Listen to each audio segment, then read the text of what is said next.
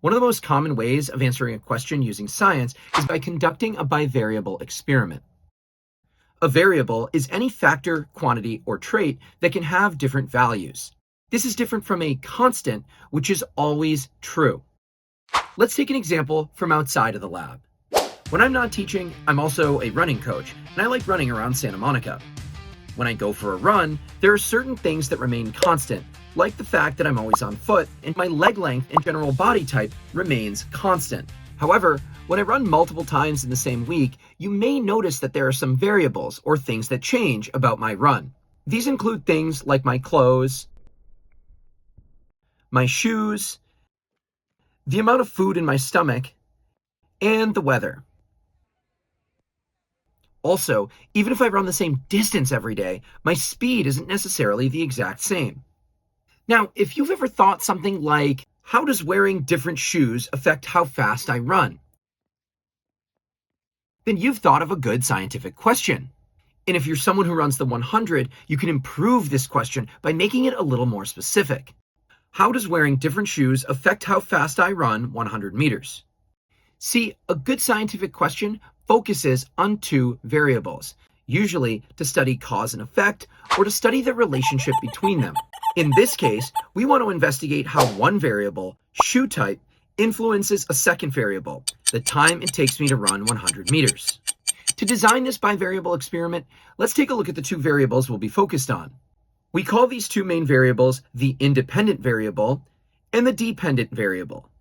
In an experiment, the independent variable is the variable that the experimenter changes on purpose in different trials. We'll run several tests, changing only that variable. The dependent variable is the result of the trial, or the thing we'll actually measure, and will determine whether this variable depends on whatever we selected for the independent variable. In our experiment, we'll run two trials. In each trial, I'll wear a different type of shoes. In this case, my independent variable is shoe type, because that's the variable that I'm purposefully making different in each trial. The dependent variable in this experiment, then, is the time it takes me to run 100 meters. I don't control that time, but I am measuring it, and I want to be able to make a conclusion about how it is affected by the different types of shoes that I wear. So now that the experiment is set up, let's run it. For my first trial, I'm going to run in my ski boots. Because, as they say, you don't own a pair of ski boots unless you've sprinted in them. No one has ever said that.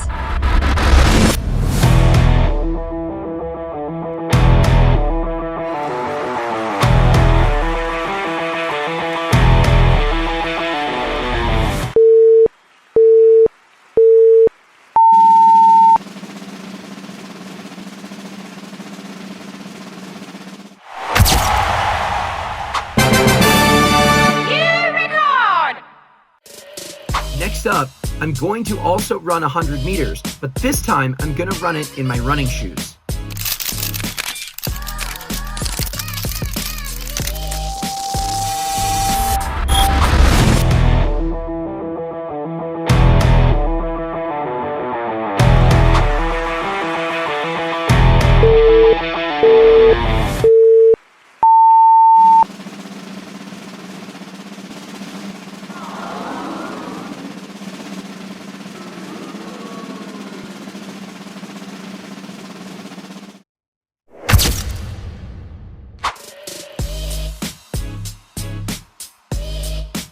So now that I've completed data collection, I can compare the data that I've got and draw a conclusion. Looking at the results so far, the data suggests that I run faster in ski boots than I do in running shoes. So can we immediately conclude that that's the case for all runners? What's the problem with this data? Let's rewind here. In my experiment, I ran 100 meters in ski boots and recorded a time. I ran the same distance in running shoes and got a longer time. So what's the issue? Well, there were other variables besides just shoe type that differed between the two trials. And this is super important. In order to collect valid scientific data, you need to design a well-controlled experiment. In a bivariable experiment, control variables are any variables that are not the independent or the dependent variable. A good experimenter will make sure that these variables are the same in all trials to ensure that they don't impact the results, and the results are purely due to the relationship between the independent and dependent variables. In the first trial of my experiment, I wore running clothes. In the second trial, I wore a ski outfit. Clothing is a variable, and it very possibly affects my speed when I'm running. Because we aren't testing the effect of clothing on my speed in this experiment, we need to make sure that I'm wearing the same clothes in all the trials so that we can be sure that my time doesn't have anything to do with the clothing I'm wearing and only depends on the shoes that I've chosen. Some variables are even more difficult to control. Along with my clothing being different, my effort level in the second trial was different than that of my first trial. In the first trial, it seemed like I was trying to run as fast as I could. In the second trial, my effort level was noticeably lower as I stopped midway to dance. To improve this experiment, I could strive to run at my max speed in all trials. Designing experiments at the professional level often takes a lot of thought and planning. This is why it's crucially important for you to start practicing and experimenting now, so that one day you can solve the mysteries of the universe.